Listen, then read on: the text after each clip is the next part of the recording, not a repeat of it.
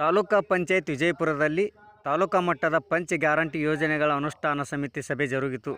ಪಂಚ ಗ್ಯಾರಂಟಿಗಳಿಂದ ಜನೋಪಯೋಗಿ ಈ ಯೋಜನೆಗಳಿಗೆ ಯಾವುದೇ ಜಾತಿ, ಪಂಥ, ಧರ್ಮ, ಮತಗಳಿಲ್ಲ.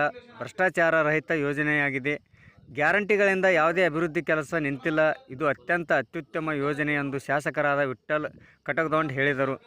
ಈ ಸಂದರ್ಭದಲ್ಲಿ ಗ್ಯಾರಂಟಿ ಯೋಜನೆಯ ತಾಲೂಕಾ ಅಧ್ಯಕ್ಷ ರಾಜಶೇಖರ್ ಔಜಿ ಮಾತನಾಡಿದರು. ಸಭೆಯಲ್ಲಿ ಮಹೇಶಗೌಡ ಪಾಟೀಲ್, ಮಾರುತಿ ಸುಬೇದಾರ್, ತುಕಾರಾಮ್ ಗೋರ್ಪಡೆ, ಪರಶುರಾಮ್ ವಾಲಿಕಾರ್, ಮೆಹಬೂಬ್ ಕಾಳಗಿ, ಸಂತೋಷ್ ಹತ್ತರ್ಕಿ, ಸಿದ್ದು ತೋಟದ್, ಸುರೇಶ್ಗೌಡ ಬಿರಾದಾರ್, ಅರ್ಜುನ್ ಪವಾರ್ ಸೇರಿದಂತೆ ಗ್ಯಾರಂಟಿ ಯೋಜನೆಗಳ ಎಲ್ಲ ಸದಸ್ಯರು, ಮುಖಂಡರು, ಹಿರಿಯರು, ಯುವಕರು ಉಪಸ್ಥಿತರಿದ್ದರು. ವರದಿ ವಸಂತಕುಮಾರ್ ಭಜಂತ್ರಿ, ವಿಜಯಪುರ. ಗೃಹಲಕ್ಷ್ಮಿ, ಗೃಹಜ್ಯೋತಿ ಇವನಿದೆ ನೋಡ್ರಿ. ಗೌಡ್ರ ಇಲ್ಲಿ ನಮ್ಮ ನಿಂಗಪ್ಪನವ್ರು ನಗಲಾಕತ್ಯಾರ. ಈ ಯೋಜನೆ ಹೇಳಿದ್ರೆ ನಗಲಾಕತ್ಯಾರ ಅವರು. ಬರೀ ಹೆಣ್ಮಕ್ಳಿಗೆಲ್ಲ ಯೋಜನೆ ಅಂತ ಹೇಳಿ.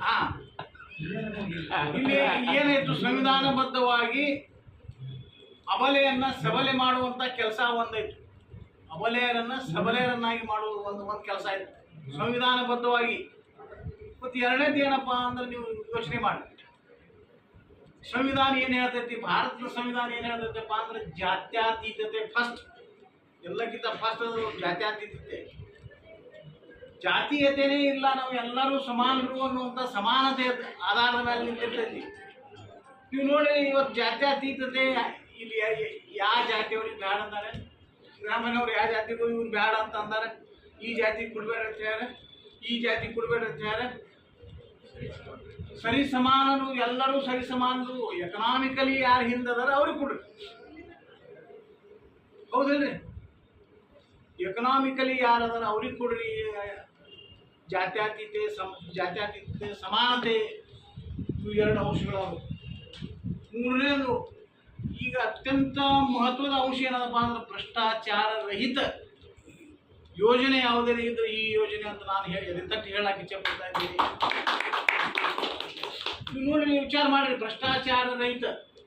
ನೀವು ಭ್ರಷ್ಟಾಚಾರ ಈಗ ನೋಡ್ರಿ, ಭ್ರಷ್ಟಾಚಾರ ಇಷ್ಟು ತಾಂಡವ ಆಡ್ಲಾಕತ್ತೈತಲ್ಲ, ಬಹುಶಃ ನನಗೆ ಅನ್ನಿಸ್ತೈತಿ ಭಾಳ ಅಂದ್ರೆ ಭಾಳ ಕೆಟ್ಟ ಅನ್ನಿಸ್ತೈತಲ್ಲ. ಭಾಳಷ್ಟು ಭ್ರಷ್ಟಾಚಾರ ಐತಿ. ಒಂದು ಟೇಬಲ್ ಮ್ಯಾಗಿನ ಫೈಲ್ ಈ ಟೇಬಲ್ಗೆ ಹೋಗ್ಬೇಕಾದ್ರೆ ಮೊದಲು ಹಾಕಬೇಕು. ಕಾಮನ್ ಆಗಿ ನಾವು ಮಾತಾಡ್ತೇವಿಲ್ಲ.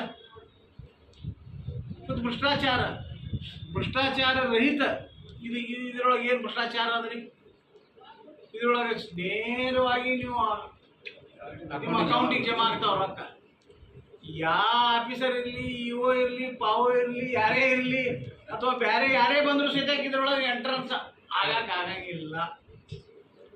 ಭ್ರಷ್ಟಾಚಾರ ರಹಿತ ಐತಿ ಇದು. ಈ ಯೋಜನೆಗಳು ಹ್ಯಾಂಗ ಪಂಚ ಗ್ಯಾರಂಟಿ ಯೋಜನೆ ಯಾವುದೇ ಸಮಾಜಕ್ಕೆ ಇದಕ್ಕೆ ಸಮಾಜ ಇಲ್ಲ, ಜಾತಿ ಇಲ್ಲ, ಇದಕ್ಕೆ ಮತ ಇಲ್ಲ, ಧರ್ಮ ಇಲ್ಲ, ಏನೂ ಇಲ್ಲ, ಎಲ್ಲಾನು ಕರೆಕ್ಟ್.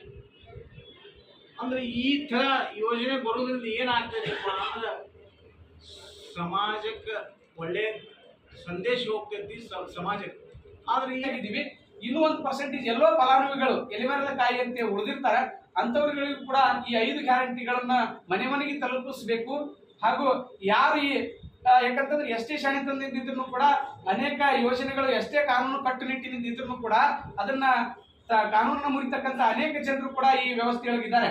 ಅದಕ್ಕಾಗಿ ಆ ಫಲಾನುಭವಿಗಳು ಅಲ್ಲದೆ ಇರ್ತಕ್ಕಂಥ ವ್ಯಕ್ತಿಗಳನ್ನ ಆ ಫಲಾನುಭವಿಗಳ ಲಿಸ್ಟಿನಿಂದ ಹೊರಗೆ ತೆಗೆದು ನೈಜ ಫಲಾನುಭವಿಗಳನ್ನ ಒಳಗೆ ತಗೊಂಡು ಬಂದ ಅವರಿಗೆ ನಾವು ಈ 5 ಯೋಜನೆಗಳನ್ನ ಆ ನೈಜ ಫಲಾನುಭವಿಗಳಿಗೆ ತಲುಪಿಸ್ತಕ್ಕಂಥ ಕೆಲಸವನ್ನ ನಾವು ಈ ಪಂಚ ಗ್ಯಾರಂಟಿ ಯೋಜನೆಯ ಈ ತಾಲೂಕು ಸಮಿತಿಯ ನಾವು ಕಾವಲುನಾಯಿಯಾಗಿ ನಾವು ವ್ಯವಸ್ಥಿತವಾಗಿ ಮನೆ ಮನೆಗೆ ಹೋಗಿ ಪ್ರತಿಯೊಬ್ಬ ಫಲಾನುಭವಿಗಳಿಗೆ ನಿಮಗೆ ಬರ್ತಕ್ಕಂಥ ಈ ಅನುಕೂಲತೆಗಳನ್ನು, ಈ ಗಣತವ್ಯತ ಸರ್ಕಾರ ನಮಗ ಕೊಟ್ಟಿರ್ತಕ್ಕಂಥ ಯೋಜನೆಗಳು ಏನದಾವು, ಯಾವ ರೀತಿಯಾಗಿರ್ತಕ್ಕಂಥ ಸದುಪಯೋಗ ನೀವು ಮಾಡ್ಕೊತಾ ಇದ್ದೀರಿ. ಯಾಕಂತಂದ್ರೆ ಬಹಳ ಅದ್ಭುತವಾಗಿರ್ತಕ್ಕಂಥದ್ದು ಈ ಸಾಹೇಬ್ರು ಹೇಳಿದ್ರು. ಯಾಕಂತಂದ್ರೆ ಭಾರತ ಗಟ್ಟಿಯಾಗಿರ್ಬೇಕು ಅಂತಂದ್ರೆ ರಾಷ್ಟ್ರ ನಿರ್ಮಾಣದಲ್ಲಿ ಆರ್ಥಿಕತೆ ಬಹಳ ಅತ್ಯಂತ ಅವಶ್ಯಕತೆ ಅದ.